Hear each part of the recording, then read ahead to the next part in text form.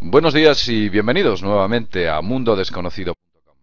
En el anterior videoprograma estuvimos hablando con Javier Pérez Nieto sobre la alimentación y contamos alguna serie de cosas curiosas sobre qué es lo que hacemos que no debíamos hacer y qué es lo que nos recomiendan que hagamos que desde luego tampoco deberíamos hacerlo. ¿Qué ocurre cuando dejas esas costumbres que nos inculcan y que nos obligan y que nos dicen que tenemos que comer? Y evidentemente hemos hablado sobre cuál era la historia o la memoria que nuestro organismo tiene. Somos cazadores. Yo sé que hay mucha gente que quizás sea vegetariana, pero vamos a hablar de todo esto. Buenas tardes, Javier. ¿Qué tal? ¿Qué tal Hola, estás? buenas tardes, José Luis. Muy bien. Vamos a ver, Javier. Dijimos en el anterior videoprograma que íbamos a hablar sobre la dieta Atkins. El doctor Robert Atkins.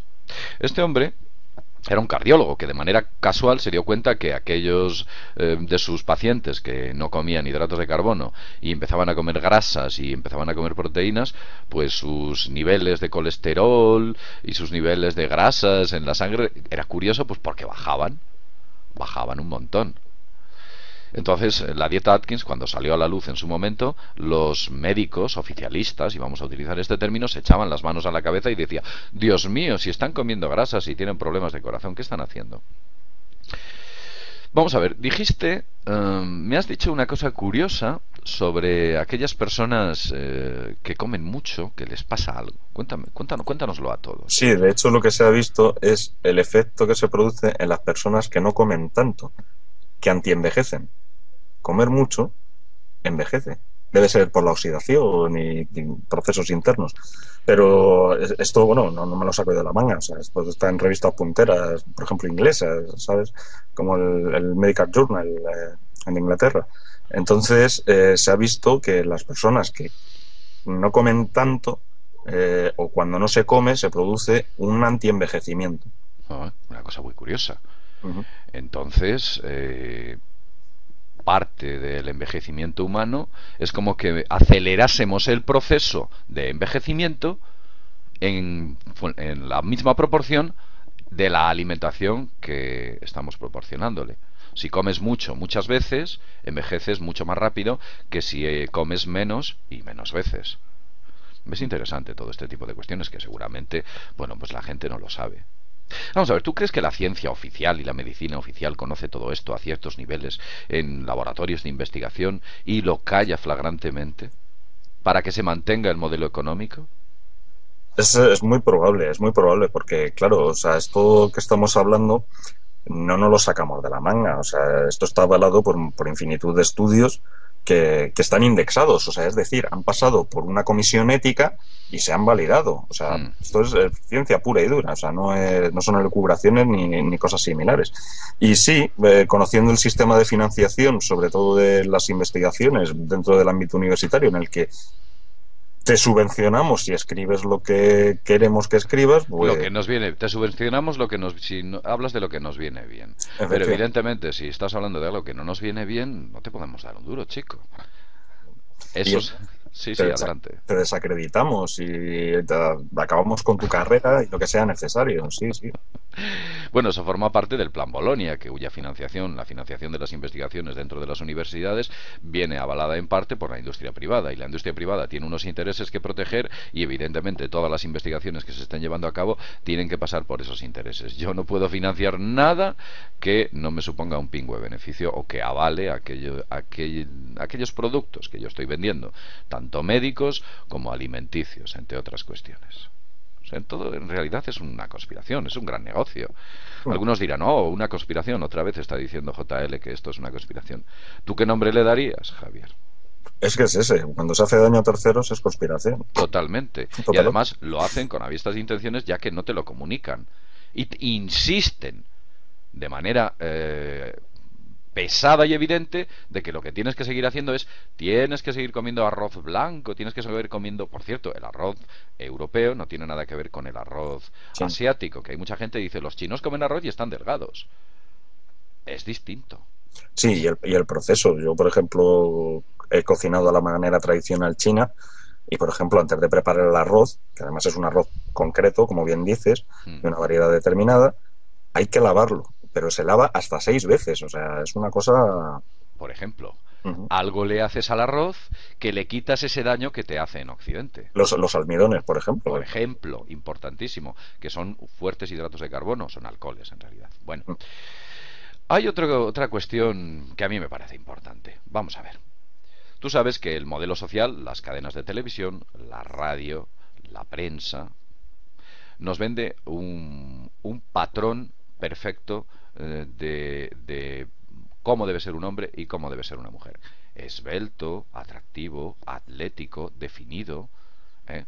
Ese modelo social se puede conseguir con la alimentación que esos mismos medios de comunicación nos ofrecen. No. Es incompatible. Ujú. ¿Tú por qué crees que nos dicen tienes que estar bien, pero tienes que comer esto? ¿No crees que nos deprimen? ¿O nos vuelven indolentes con estas cosas? Sí, sí. Y como decíamos en el anterior videoprograma, es por este ciclo parasimpático que sufre el cuerpo. O sea, realmente es como si estuviéramos atontados durante todo el día.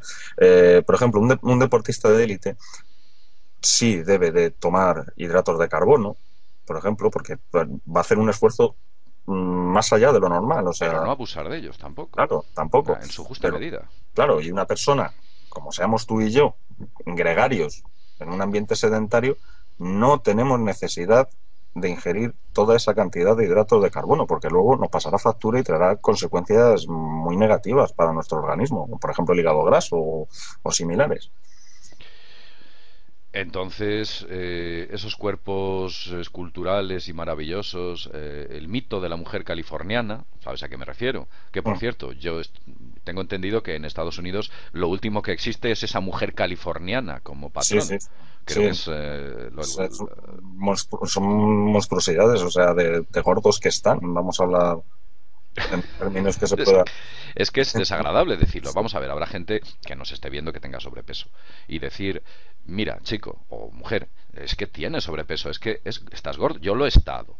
Y hay que saber reconocer y decir, yo lo estoy y tengo que tomar medidas para ello, porque además intelectualmente te afecta. Y tu grado de intelectualidad y tus reflejos mentales y tu actividad cerebral es fundamental que esté vinculada a tu aspecto físico, que sea, al final, ¿qué es nuestro cuerpo más que el templo de nuestro espíritu y de nuestra mente? Claro, claro. Si tienes tu templo deteriorado, ¿cómo esperas que tu cerebro funcione correctamente? Es incompatible. Eso es como que intentas meter un poderoso motor dentro de un pequeño coche. Los problemas van a salir por todos los lados. No soportará esa estructura la potencia de ese vehículo. Pues es lo mismo. El modelo social es incompatible con el tipo de alimentación que nos dan. Oye, Javier, me has hablado de la paleodieta. Cuéntanos algo sobre esa paleodieta de la que tú conoces. Pues básicamente perdón, la paleodieta se basa en esto que hemos venido hablando siempre, en la inversión de la pirámide, según nos la presenta la OMS, para acercarnos a un tipo de alimentación, vamos a decir, bastante similar a como era en el Paleolítico. O sea, la ingesta de proteínas de calidad, de grasas, vamos a decir, buenas, y reducción al mínimo de hidratos de carbono que puedan ser en fruta de temporada y hortalizas, pero siempre de temporada. O sea, no eso de comer una sandía en invierno, que hoy lo podemos hacer, pero no es aconsejable.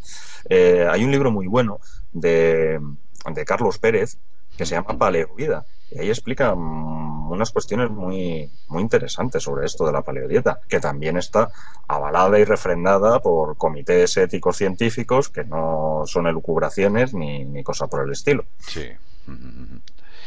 Yo recuerdo en aquellos audios en los que hablamos, que hacíamos mención, y en el anterior videoprograma lo hemos hecho, sobre que el origen del hombre está íntimamente ligado a la caza, que son carnes y grasas. Yo recuerdo también que hubo otro aspecto muy curioso. Hablamos de los colores de los alimentos. Uh-huh. Como que los colores de los alimentos nos daban era una especie de indicador de lo que iban a hacer en tu organismo. Era curioso. Eso es, eso es. Sí, y de hecho, yo recuerdo ahora, me sonrío, Sí. cuando vía correo cotejábamos los alimentos, por ejemplo, que recomendaba, eh, lo diré, Atkins. Atkins, Robert Atkins, sí. se me ha ido un poco. Robert C. Atkins, sí. Y estas tablas de colores de alimentos y coincidían. Mm, Era, era muy curioso, porque los alimentos que eran rojos, los alimentos que eran amarillos, tal, porque eso, claro, es consecuencia de lo que el alimento aporta. Entonces, es una forma pues de conocer qué más te puede ir mejor o peor para según qué cosas, claro. O sea, como que antropológicamente la Ujú, distinción de colores dentro del organismo, de una manera natural, fuese lo suficientemente, digamos que vinculante con aquello que debes comer. Yo no sé lo que tengo que comer, pero el color ya me está indicando que esto me va a sentar bien y esto no me va a sentar tan bien. ujú. Es curioso todo este tipo de cuestiones, qué duda cabe. Y la verdad, sé que puede crear o generar muchísima polémica. Hay gente que me dice, oye, JL, vamos a ver, yo hago mucho deporte, estoy todo el día en el gimnasio, salgo a correr y sin embargo me mantengo todavía, tengo un sobrepeso importante. La gente piensa que lo importante para adelgazar es hacer deporte y eso es falso. Claro, claro, y de hecho la gente, yo lo he visto, hay gimnasios por aquí cerca de mi casa y lo veo. La gente hace deporte